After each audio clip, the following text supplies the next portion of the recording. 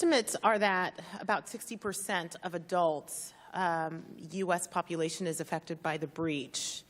If you extrapolate the information to Utah, that's about 1.43 million Utahns that are potentially affected. So my question is, what sort of financial products could be opened in my constituent's name if their data was part of the breach? Congresswoman, two things. One, if you're interested, we have the data of those that were a victim of the criminal hack by state level. Mm-hmm. If that would be interesting, we can get that to your staff. I'd love that. That would be great. But I'm still asking, what type, if they were affected, what type of products could be opened in their names? Well, if they signed up for, as many have since the breach, with the lock product, the ability to lock their files so no one can access it, so no one can open a credit card, get a car loan, get a home equity loan, get a mortgage. The lock prevents that from happening. So if they didn't get a lock and they're still, if they didn't get a lock, so that means credit cards could be opened in their name, other things could be open. I just want to get a list of things that they need to look out for. Yeah, and we monitor. We're offering a monitoring service as well. So if you're a victim of the criminal attack, we'll send you notifications if there's suspicious activity on your file.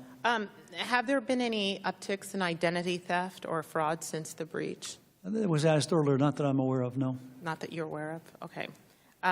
You mean since the breach? Yes. Yeah, not that I'm aware of. How would you know? How do you know? We have fraudulent flags on files. Okay. Okay. And would you expect, when would you expect to see an uptick? Because usually some of these things take time. So if there were to be some upticks, when would you expect to see some of those? It depends. You know, there are some out there that say that the Social Security numbers, which is the piece of the PII that we focused the most on here, have been out in the public domain, hacked in the past for quite some time. Okay, so for my constituents that were impacted, how long should they expect to remain concerned about the potential impact on their credit files or identity? They should always be vigilant in looking at their monitoring products that we offer. And again, I go back, the first thing they should do is lock their file. If they lock their file, they're going to rest better. Okay. So in terms of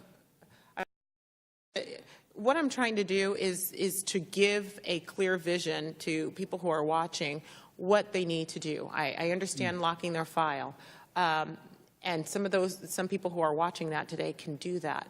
But in the meantime, I need to give them things to look out for.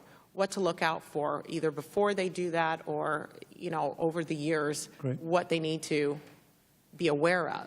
Maybe I'll try to answer it this way. If the consumers in Utah or anyone in America take advantage of the free service, whether you're a victim or not, of the 5 offerings we have, one is monitoring of all 3 credit bureaus' files. That's the first thing they should do. Mm-hmm. We do that for them for free. The second thing is access your credit file through us to look at it for suspicious activity. 3 is we offer a dark web scanning service. We go out there for you and scan the dark web for activity. 4 is we have the ability to lock the product for free. And there's a 5th one. I forget what the 5th one is. Those 5 products should give the U.S. consumer, the Utah consumer, far more comfort, followed by January of next year, the lifetime lock. Okay, so can you explain, and I may have missed this, can you explain the difference between a credit lock and a credit freeze? Yes, the credit freeze was enacted as part of FACTA back in 2003, passed into law at the state level. Each individual state passed it into law 2004. The difference is the ability and the means by which a consumer communicates to us, TransUnion and Experian, versus the lock, which will be a application-enabled on and off, much more user-friendly, much quicker for the consumer. Okay, and I just want to reiterate one more thing that was brought up by the ranking members, that you are committing to work with people who may have been or have been affected or may have had their taken and used for their lifetime?